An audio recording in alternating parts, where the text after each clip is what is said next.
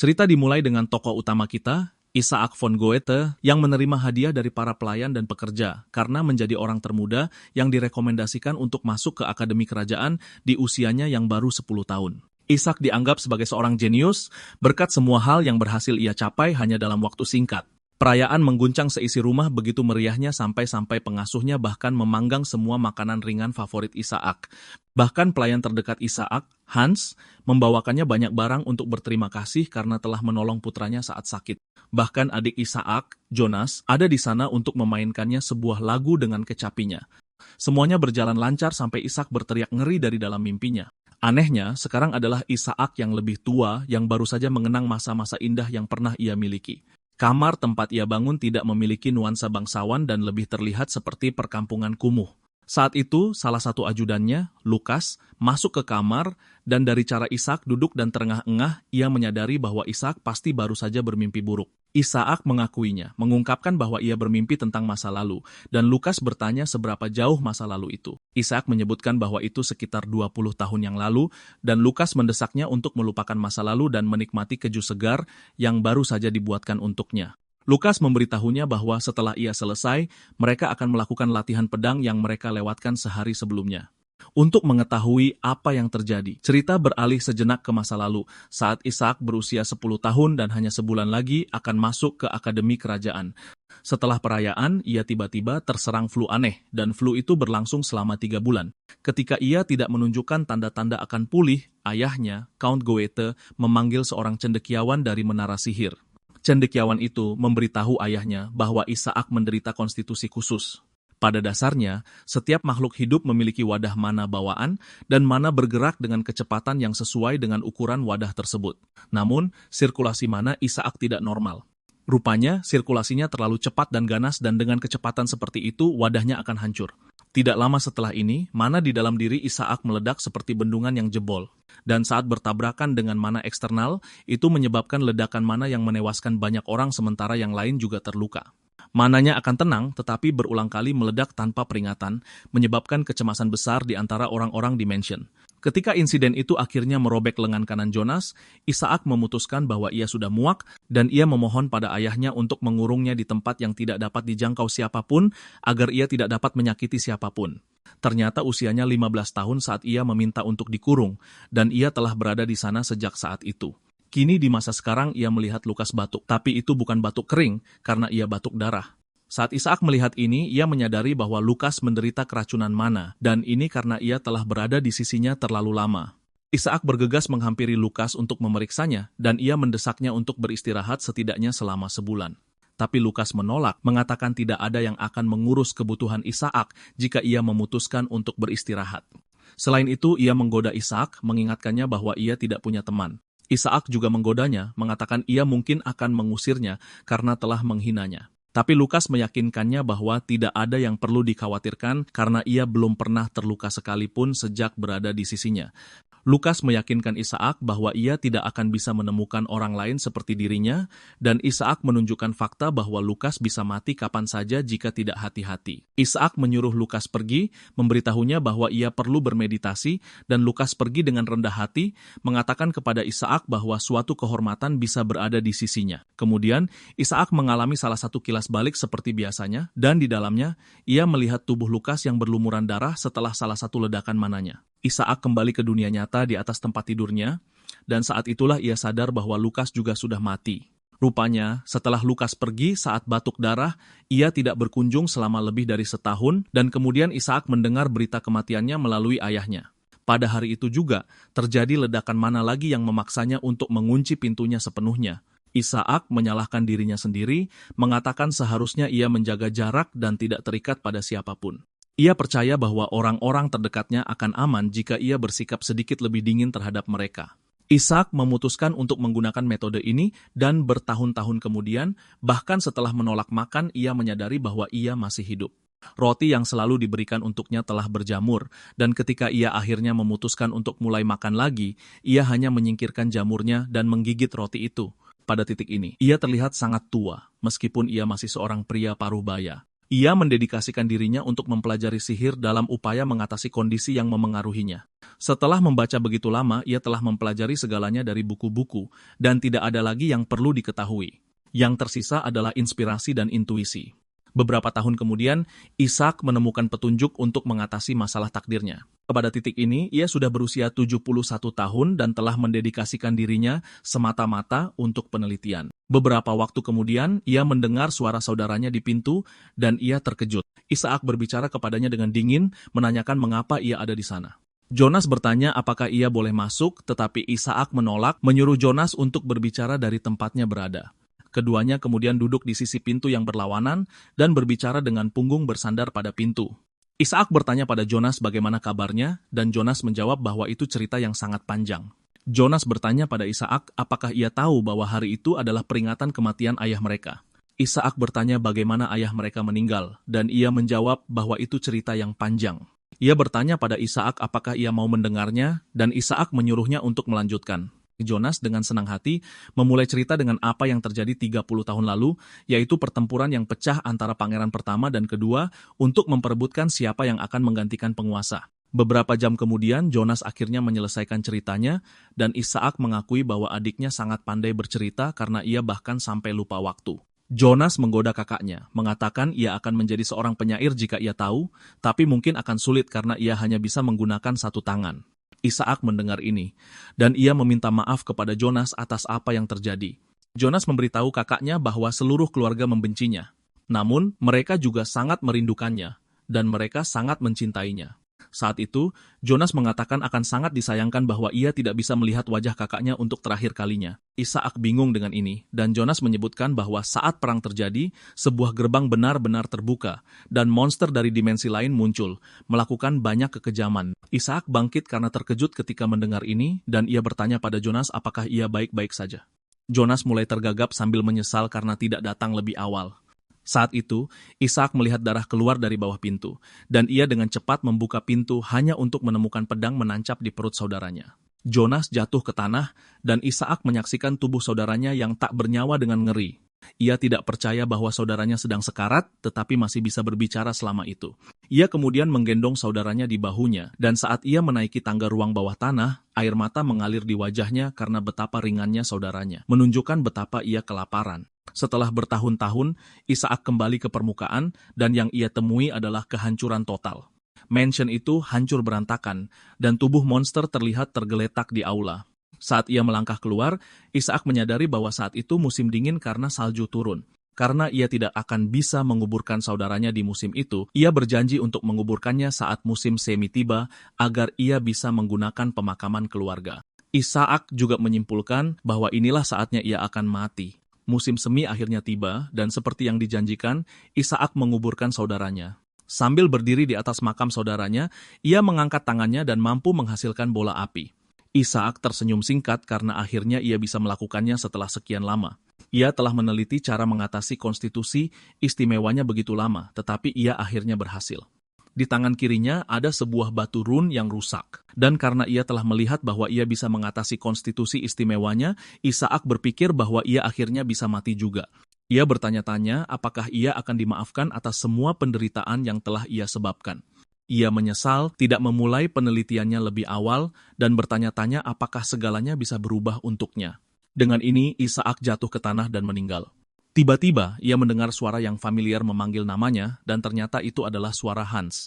Ishak tidak mau mempercayai telinganya karena Hans sudah meninggal bertahun-tahun yang lalu, dan ketika ia membuka matanya, ia berada di dalam tubuh mudanya. Hans berdiri di dekat jendela dan membukanya karena Ishak basah kuyup oleh keringat dan terlihat pucat. Ishak duduk, bertanya-tanya apakah ia sedang bermimpi sambil berasumsi bahwa hidupnya melintas di depan matanya saat kematian. Hans berjalan ke jendela untuk melihat Jonas muda sedang bermain dan membuat para pelayan stres. Ishak tersenyum lebar ketika akhirnya ia sadar bahwa ia tidak sedang bermimpi, tetapi entah bagaimana ia telah kembali ke masa lalu.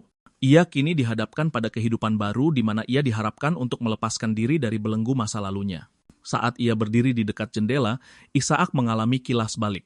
Ishak pernah mendengar para pelayan di kamar lain mengeluh tentang kondisinya dan bagaimana hal itu selalu menimbulkan masalah.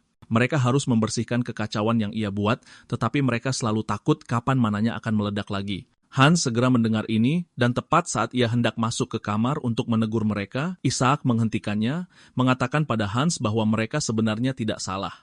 Bahkan, Ishak menyuruh Hans untuk berhenti menemuinya juga. Kepala Hans dibalut perban, dan Ishak mengingatkannya bahwa ini terjadi karena ia berada di sebelahnya.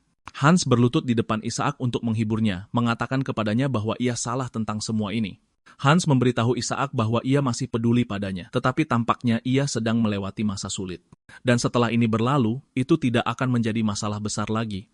Hans berbicara dengan ceria saat itu, tapi beginilah cara ia juga kehilangan nyawanya karena salah satu ledakan mana Ishak. Sekarang setelah diberi kesempatan kedua, Ishak bertanya-tanya apa yang harus dia lakukan. Ishak memutuskan untuk mengambil langkah berani dan dia dengan dingin menyuruh Hans pergi. Hans mengira Ishak bercanda sampai Ishak menegaskan bahwa dia tidak ingin melihatnya lagi. Hans dengan enggan pergi, dan meskipun menyakitkan bagi Ishak untuk melakukan ini, dia tahu bahwa berada di dekat Hans hanya akan membahayakannya. Saat Hans meninggalkan ruangan, dia mendesak Ishak untuk tidak mencoba memikul semua tanggung jawab sendirian. Hans memberitahunya bahwa tidak apa-apa jika dia terkadang mempercayai mereka. Setelah Hans pergi, Ishak menyadari bahwa Hans tidak pernah mengatakan ini dalam mimpinya, tetapi kemudian dia menampar wajahnya untuk memastikan bahwa dia benar-benar tidak sedang bermimpi. Tamparan itu sangat menyakitinya, sehingga meyakinkannya bahwa dia telah kembali ke masa lalu. Dia bertanya-tanya bagaimana dia meninggal di kehidupan masa lalunya, tetapi dia memutuskan untuk mengesampingkan hal ini karena tidak peduli apakah itu mimpi atau kenyataan. Yang perlu dia lakukan adalah mencegah dirinya mengalami ledakan mana lagi. Tampaknya, di masa lalu, ada seseorang yang menderita kondisi yang sama dengannya, dan orang ini adalah Zeke von Goethe. Dia mampu mencapai alam yang belum pernah dicapai manusia sebelumnya, yaitu penyihir kelas 10. Orang ini adalah kakek buyut Ishak, dan dia hanya bisa mengetahui tentangnya dari catatan leluhur yang diwariskan ayahnya kepadanya saat dia tinggal di sel bawah tanah. Setelah bertahun-tahun melakukan studi mendetail, dia menemukan cara untuk mengatasi konstitusi khusus itu, yaitu dengan batu rune tertentu. Ishak kemudian mengukir pola dari penelitiannya ke batu mana untuk membuat batu rune spesifik yang dia butuhkan. Ishak mengambil batu itu dan menyadari betapa menyenangkannya menjadi muda lagi karena tangannya dulu gemetar, tetapi sekarang dia bisa memegang batu itu dengan kuat. Rupanya, untuk mencegah efek samping dari konstitusi khususnya, yaitu ledakan mana, wadah yang menampung mananya harus mampu menahan sirkulasi mana yang tak berujung. Namun, mana Ishak mengalir begitu cepat dan dahsyat sehingga wadahnya tidak dapat menahannya. Orang normal seharusnya mati saat wadahnya hancur, tetapi karena alasan yang tidak diketahui, wadah Ishak pulih kembali seolah-olah tidak terjadi apa-apa. Pada dasarnya inilah mengapa wadahnya bisa meledak 10 atau bahkan 20 kali, dan dia masih hidup. Batu rune yang baru saja dia ukir dengan sengaja merusak jalur mana, dan dampak terus-menerus diberikan ke area yang rusak yang mengarah pada terbukanya jalur baru. Beginilah cara kejutan dari mana yang dahsyat itu akhirnya tersebar. Namun, tingkat keberhasilannya cukup rendah dan dia nyaris tidak berhasil tepat sebelum dia meninggal. Api kecil yang dia buat sebelum meninggal adalah bukti keberhasilannya dan dia bertanya-tanya apakah kali ini akan berhasil. Ishak mencoba membuat bola api kecil seperti dulu, tetapi yang mengejutkan, dia mengeluarkan api yang begitu besar hingga membuatnya sangat ketakutan. Ishak tidak percaya dengan jumlah kekuatan yang mengalir dalam dirinya. Dan ketika dia melihat batu rune itu, batu itu masih utuh. Ishak akhirnya menyadari bahwa jalur mananya telah bertambah menjadi 3. Setiap jalur memiliki ukuran dan properti yang berbeda, dan dia bisa memanifestasikan 3 mantra sihir secara bersamaan. Ishak tidak percaya itu benar-benar berhasil, tetapi dia dengan cepat mengendalikan dirinya karena ini bukan tujuannya. Tujuannya adalah untuk mencegah ledakan mana terjadi, dan untuk ini, dia menyadari bahwa 3 jalur saja tidak cukup. Dia menyadari bahwa dia harus lebih sering menggunakan sihir untuk menambah jalur mana. Selain itu, ini akan membantu meminimalkan beban pada wadah mananya. Tetapi sampai saat itu, dia tidak bisa membiarkan siapapun berada di sisinya. Faktanya, tidak akan ada pengecualian apapun. Kemudian, Ishak sedang belajar ketika Hans muncul di kamar dengan senyum di wajahnya, memberitahu Ishak bahwa dia membawakan makanan kesukaannya, tetapi Ishak terpaksa mengingatkannya bahwa dia sudah bilang tidak ingin melihatnya. Hans mencoba membujuk Ishak, mengingatkannya bahwa akhir-akhir ini dia kurang nafsu makan, jadi dia harus makan setidaknya 1 potong. Ishak tidak percaya Hans tidak mau mendengarkannya, dan yang lebih parah lagi, dia memasang wajah yang sangat imut. Ishak kemudian bertanya pada Hans berapa umurnya, dan Hans menjawab bahwa dia saat ini berusia 12 tahun. Karena dia masih muda, dia menyadari bahwa dia berada di usia di mana dia harus berperilaku seperti anak normal. Ishak menggigit roti itu, dan dia menyadari bahwa pengasuh pastilah yang membuat roti itu. Dia sangat menyukai roti itu, dan dia menyadari betapa dia sangat merindukan roti itu. Ishak bertanya pada Hans di mana pengasuh berada karena dia belum melihatnya hari itu, dan Hans mengungkapkan bahwa putra pengasuh Hinder menderita pneumonia. Ketika mendengar ini, Ishak berhenti makan dan berbicara tentang betapa baiknya keluarganya karena keluarga lain tidak akan mengizinkan pengasuh pulang untuk merawat putranya. Ishak tidak terburu-buru sebelum bertanya pada Hans apakah Hinder satu-satunya yang menderita pneumonia, dan Hans mengungkapkan bahwa semua anak sudah terkena penyakit itu. Setelah mendengar ini, Ishak akhirnya ingat apa yang sedang terjadi. Insiden yang terjadi sekitar waktu ini adalah insiden pneumonia massal desa Angsa Hitam. Pengasuh kehilangan putranya dalam insiden itu, dan dia harus hidup dengan rasa kehilangan yang besar sampai hari dia meninggal. Ternyata dia juga meninggal karena salah satu insiden ledakan mana Ishak. Mengingat kejadian mengerikan ini, Ishak berpikir akan sangat buruk jika wanita itu mengalaminya lagi. Ishak teringat sesuatu yang penting dan segera bertanya pada Hans monster jenis apa yang baru-baru ini ditaklukkan di desa pengasuh. Setelah mendengar jawaban Hans, Ishak berkemas dan pergi ke desa Angsa Hitam. Hans telah memberitahu Ishak bahwa dia tidak bisa melihat monster itu dengan jelas, tetapi tampaknya orang-orang dari menara sihir datang untuk membelinya sebagai bahan penelitian. Namun, dari apa yang bisa dia lihat, itu tampak seperti laba-laba raksasa yang ditutupi bulu perak. Dari deskripsi Hans, Ishak menyadari bahwa dia sedang membicarakan laba-laba musim dingin. Laba-laba musim dingin tidak begitu kuat, tetapi mereka membentuk kawanan besar karena tingkat perkembangbiakannya yang luar biasa. Masalah sebenarnya adalah laba-laba musim dingin memiliki mana yang sangat padat yang menyebabkan seseorang menderita keracunan mana saat terpapar. Ini bekerja seperti racun yang perlahan-lahan mencekik orang yang terkena. Ishak menyadari bahwa anak-anak di desa itu keracunan oleh mana yang dipancarkan oleh laba-laba musim dingin. Ishak masuk ke hutan untuk mengumpulkan herbal karena dia tahu semua tentang keracunan mana.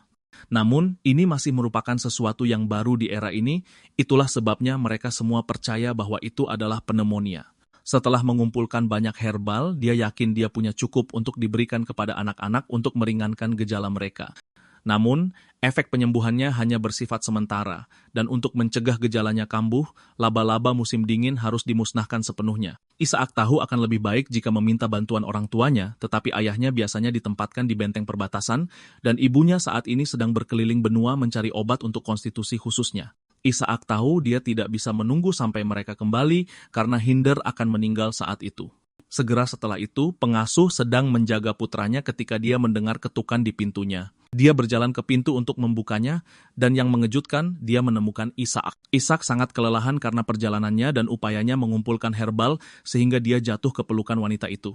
Pengasuh bertanya apakah terjadi sesuatu di kediaman yang menjadi alasan dia pergi selarut itu. Ishak mengungkapkan bahwa dia hanya khawatir karena pengasuh tidak masuk kerja selama berhari-hari dan dia datang untuk memeriksanya. Pengasuh memberitahu Ishak bahwa dia mungkin tidak akan mengizinkannya masuk karena Hinder menderita pneumonia dan dia mungkin juga tertular. Untuk meyakinkan wanita itu, Ishak mengikat sepotong kain di hidungnya. Tetapi bahkan dengan ini, pengasuh masih enggan mengizinkannya masuk.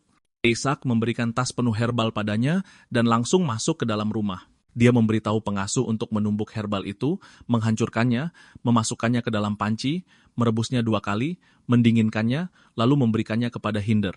Ishak menuju ke kamar tempat Hinder beristirahat. Dan dari bintik-bintik kebiruan di seluruh wajahnya, Ishak memastikan bahwa dia menderita keracunan mana. Ishak memanggil nama Hinder, dan dia menjawab dengan lemah. Hal pertama yang Hinder katakan pada Ishak adalah bahwa dia tidak boleh memecat ibunya karena ibunya tidak bisa bekerja karenanya.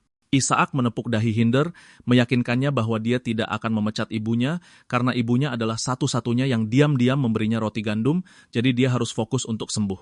Kemudian, Ishak meminta seorang pemburu untuk membawanya ke tambang yang terbengkalai. Setibanya di pintu masuk gua, Ishak bertanya pada pria itu, apakah dia yakin ini adalah gua batu kapur, dan pria itu meyakinkannya bahwa memang benar. Ishak membayar ongkos pria itu, dan memberitahunya bahwa dia akan menangani sisanya dari titik ini.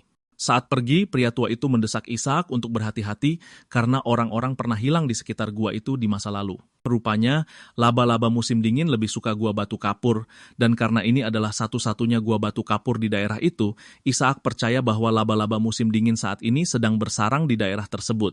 Namun, sebelum masuk ke dalam gua, dia berpikir akan lebih baik jika dia mempersiapkan diri dengan baik. Dia ingat bahwa saat ini dia bisa memanifestasikan 3 mantra secara bersamaan yang membuatnya setara dengan penyihir kelas 2. Namun, dia tidak bisa memaksakan diri terlalu keras karena wadah mananya bisa saja hancur. Selain itu, dia tidak bisa sembarangan menggunakan sihir karena dia tidak tahu berapa banyak laba-laba di dalam sana. Isaac kemudian melihat sekeliling dan dia menemukan apa yang dia butuhkan, yaitu Frost Belladonna. Buah dari tanaman ini biasanya diencerkan dan digunakan sebagai obat lumpuh atau anestesi, tetapi merupakan racun mematikan bagi laba-laba musim dingin. Isaac tidak percaya, ironisnya, mereka hidup di habitat yang sama dengan kelemahan mematikan mereka. Setelah mengumpulkan begitu banyak belladonna, Isaac menyadari akan lebih baik jika dia membawa sarung tangan karena tangannya sudah bengkak, menunjukkan betapa kuatnya racun itu. Karena dia sudah membuat banyak batu run saat berada di kediaman, dia berpikir sudah waktunya untuk berangkat. Saat memasuki gua, dia menyadari ada sebuah tepian, dan itu langsung menurun ke pusat yang gelap. Dia melihat sekeliling untuk melihat apakah ada cara baginya untuk turun ke sana, dan untungnya dia menemukan tangga yang menurun. Isaac meraih tangga dan mulai turun, dan pada saat dia mencapai dasar, dia sudah kelelahan. Namun, melihat keadaannya, dia menyadari bahwa dia telah menemukan tempat yang tepat. Ada kerangka di lantai, dan itu berasal dari monster dan manusia. Isaac bertanya-tanya apakah tulang manusia itu berasal dari orang-orang hilang yang disebutkan pemburu. Saat itu, dia mendengar suara gemerisik di sekelilingnya, dan dia segera menciptakan sekelompok bola api untuk mengelilingi dirinya. Berkat api itu, dia melihat laba-laba di kejauhan menatapnya. Namun, dia tidak sepenuhnya takut karena dia tahu api akan menjauhkan laba-laba itu karena mereka benci api. Namun, dia harus bersiap-siap sebelum mereka memutuskan untuk mengeroyoknya. Isaac mengikat sepotong kain di sekitar hidungnya sebelum memulai apapun. Setelah siap, dia membakar belladonna dan asapnya mulai memenuhi gua. Saat asap mengenai laba-laba, mereka bereaksi negatif terhadapnya. Dan melihat betapa terganggunya laba-laba oleh asap, Isaac menyadari bahwa inilah saatnya baginya untuk memulai perburuan. Di masa lalu, Isaac pernah berdiri di dekat jendela untuk menyaksikan salah satu warga menghadapi ayahnya tentang hal-hal buruk yang terjadi di wilayah itu. Dia menyalahkannya karena dia adalah penguasa wilayah itu dan seharusnya melakukan sesuatu untuk mencegah semua kekacauan ini, tetapi sebaliknya, dia percaya bahwa dia telah mengecewakan rakyatnya. Seluruh masalah ini utamanya tentang desa Angsa Hitam. Dan karena semua ini begitu bising, Isaac mulai mempertimbangkan untuk pindah ke ruang bawah tanah. Karena ruang bawah tanah lebih tenang dan lebih sedikit orang di sekitarnya, dia bisa lebih fokus meneliti konstitusi istimewanya di sana. Selain itu, dia mempertimbangkan untuk menutupi dinding dengan dimetrotium, karena itu adalah bahan dengan ketahanan sihir yang tinggi untuk membantu menahan ledakan mananya. Setelah berbicara pada dirinya sendiri terlalu lama, dia akhirnya memanggil nama Hans, hanya untuk menyadari bahwa Hans sudah mati. Sekarang di masa kini, saat dia duduk di dalam gua, dia bertanya-tanya mengapa dia harus mengingat kenangan lama yang mengerikan ini. Dia melihat sekeliling dan menyadari bahwa belladonna benar-benar melemahkan laba-laba. Dan karena dia tidak bisa memberikan racun itu langsung kepada laba-laba, yang bisa dia lakukan hanyalah membakar bunga itu dan membiarkan asapnya menyebar sehingga bisa melumpuhkan mereka sampai mati lemas. Namun, metode ini tidak sempurna karena dia juga tidak akan aman darinya. Itulah sebabnya dia membungkus wajahnya dengan sepotong kain basah sebagai filter utama. Racun apapun yang masuk ke tubuhnya akan dimurnikan dengan mana di dalam tubuhnya. Dia juga telah menciptakan bola api yang dipadatkan, yang dia gunakan sebagai pertahanannya untuk menjauhkan laba-laba. Pada dasarnya dia menggunakan 3 jenis sihir secara bersamaan, yaitu pemurnian, sihir api, dan pergeseran fasa pada sihir api. Dia mampu merapal ketiga mantra secara bersamaan melalui 3 sirkuit mana yang juga bisa disebut sebagai sirkuit ganda. Berkat inilah dia bisa mengulur waktu agar laba-laba melemah dan setelah mereka lumpuh, Isaac menghabisi mereka dengan bola api. Dia memperhatikan bahwa yang selamat berlari ke satu arah dan dari pengamatan yang lebih dekat, dia menyadari ada air di tempat yang mereka tuju. Namun, tetap tidak ada harapan bagi mereka karena mereka akan terbakar hingga garing. Pada saat yang sama, dia takut dia mungkin akan mati lemas jika tidak hati-hati, jadi dia harus mengakhiri semuanya dengan cepat. Isaac kemudian melepas mantelnya sebelum menuju ke sisi air. Namun, saat dia sampai di sana, dia mulai menyesali keputusannya untuk meninggalkan mantelnya karena betapa dinginnya seluruh area itu. Suhu di ruangan itu telah turun begitu rendah hingga bisa membentuk es, dan saat itu juga dia mengangkat kepalanya untuk melihat seluruh langit-langit gua dipenuhi telur laba-laba. Saat dia melihat ini, dia teringat sesuatu yang penting yang membuatnya merinding. Dia terus menyelidiki area itu sambil melemparkan bola api untuk membuat penerangan bagi dirinya sendiri. Tidak lama setelah ini, ketakutannya menjadi kenyataan saat dia berhadapan langsung dengan laba-laba raksasa yang merupakan ratu laba-laba musim dingin. Keringat dingin menetes di wajahnya saat dia gemetar ketakutan dan tanpa ragu monster itu menyerangnya. Isaac berhasil melompat menjauh untuk menghindari tertusuk oleh cakar monster itu. Dia mendarat dengan keras di lantai yang membuatnya mengerang kesakitan. Tetapi dia segera bangkit kembali sambil mencaci maki dirinya sendiri karena selalu sial. Tidak seperti laba-laba musim dingin lainnya, Ratu Laba-laba adalah monster yang memiliki ketahanan terhadap api dan bahkan menghembuskan embun beku. Inilah alasan mengapa mereka disebut laba-laba musim dingin. Dengan rasa takut menjalari tubuhnya, Isaac melemparkan bola api ke laba-laba itu, tetapi itu tidak terlalu mempengaruhi monster itu. Isaac tidak terkejut dengan ini karena dia tidak menyangka laba-laba itu akan terbakar dan mati begitu saja seperti laba-laba lainnya. Isaac tahu dia akan mati jika Ratu Laba-laba itu tidak lambat. Namun, dia masih punya masalah besar, yaitu kenyataan bahwa tubuhnya perlahan mencapai batasnya. Dengan tubuh anak 12 tahun yang tidak memiliki pengalaman tempur, dia tahu wajar jika dia kelelahan. Parahnya lagi, dia begadang semalaman lalu menggunakan sihir sepanjang hari. Isaac segera menyadari bahwa tidak ada yang akan datang untuk menyelamatkannya, dan dia harus mengatasi rasa takutnya. Dia mulai mengingat pengorbanan yang telah dilakukan pengasuhnya hanya agar dia merasa nyaman. Tampaknya, gandum bahkan tidak tumbuh di wilayah utara tempat mereka berada, tetapi pengasuh itu bepergian ke kota yang jauh setiap minggu hanya untuk mendapatkan gandum berkualitas tinggi agar dia bisa makan roti yang lembut. Setelah mengingat ini, Isaac menguatkan dirinya dan dia memutuskan akan meminta pengasuhnya untuk membuatkannya banyak roti ketika dia pulang. Isaac meraih sekopnya dan menjatuhkan ranselnya saat dia bersiap untuk menghadapi Ratu Laba-laba secara langsung, karena meskipun itu seorang ratu, itu tetaplah serangga. Isaac menjatuhkan ranselnya dan bergegas menuju ratu dengan sekopnya. Memanfaatkan gerakan lambat sang ratu, Isaac memukul kepalanya dengan sekop, meninggalkan lubang di sana. Namun, ini tidak cukup untuk membunuh sang ratu saat dia terseret ke bawah monster ratu itu. Meskipun begitu, Isaac menolak melepaskan kaki monster itu. Setelah pertimbangan singkat tentang apa yang harus dilakukan untuk mengalahkan monster itu, dia menyadari bahwa dia harus menggunakan pendekatan yang berbeda. Dia menciptakan bola api, yang dia padatkan, dan kemudian padatkan lebih jauh lagi sampai apinya berubah menjadi biru. Setelah cukup kuat untuk apa yang diinginkannya, dia melepaskan api biru yang dipadatkan itu ke perut laba-laba.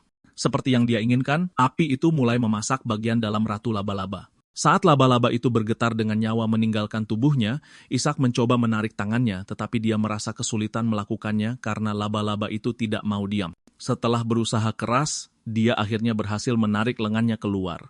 Isaac jatuh ke tanah dan kepalanya terbentur. Namun, api biru itu cukup untuk mengalahkan laba-laba dan bahkan membakar balok es. Kemudian, Isaac mendengar suara-suara yang dikenalnya di sekelilingnya, dan ini adalah suara Hans dan pengasuhnya.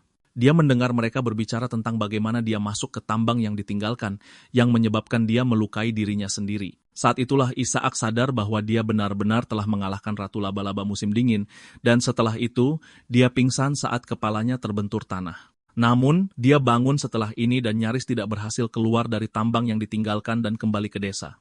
Setelah ini, dia bertemu dengan Hans yang sedang berkeliaran di pintu masuk desa, dan dia langsung tertidur di pelukannya. Sekarang setelah dia sadar, Isaac mendengar pengasuh memberitahu Hans bahwa setelah dia melakukan apa yang dikatakan Isaac padanya, Hinder sembuh total. Hans menatap Isaac sambil berkata, beginilah dia, karena mungkin dia menjadi tidak peka setelah ledakan mana, tetapi hatinya yang baik tidak pernah meninggalkannya. Isaac hampir meledak karena tersipu malu saat mendengar ini, dan dia terpaksa duduk agar mereka tahu bahwa dia sudah bangun. Keduanya terkejut melihat ini, dan dia bertanya kepada mereka berapa lama dia tertidur. Hans memberitahunya bahwa dia pingsan selama sekitar setengah hari, dan pengasuhnya bertanya apakah dia baik-baik saja. Dia menjawab bahwa dia baik-baik saja, dan rasa sakitnya sedikit tertahankan.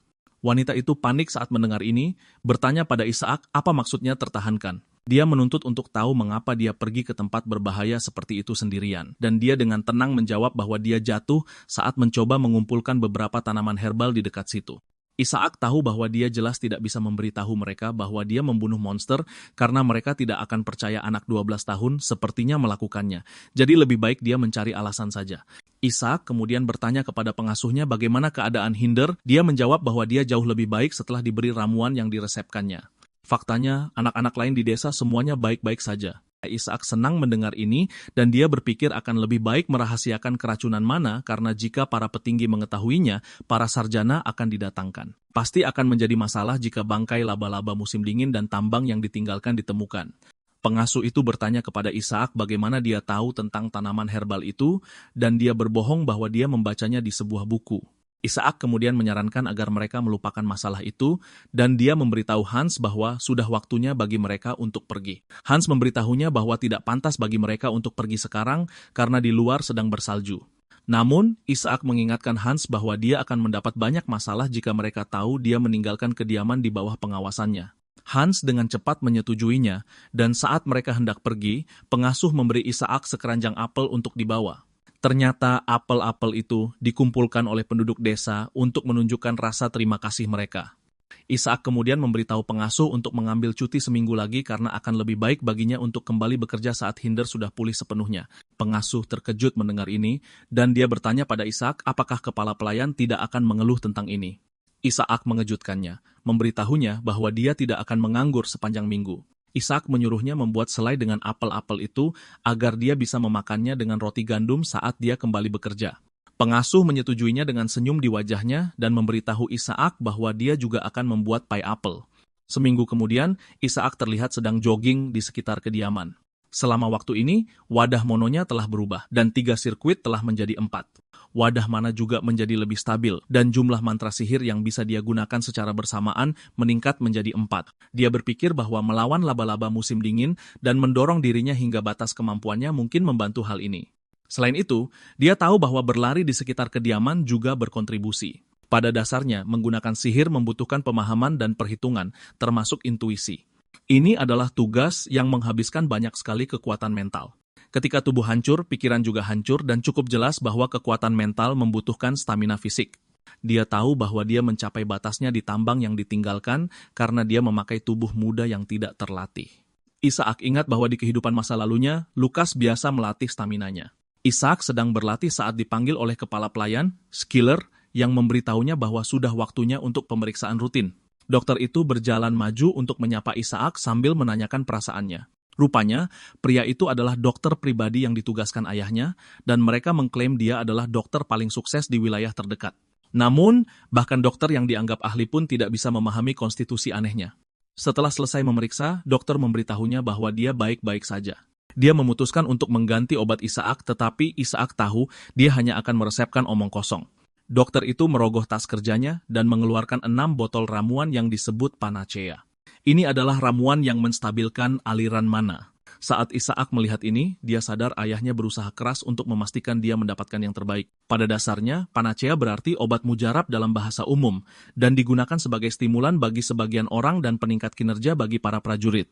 Meskipun ramuan itu dikenal dapat menstabilkan aliran mana, itu sebenarnya adalah kesalahpahaman yang terjadi saat menerjemahkan bahasa kuno. Efek sebenarnya adalah menstimulasi aliran mana, yang berarti itu racun baginya karena mananya menjadi tidak terkendali.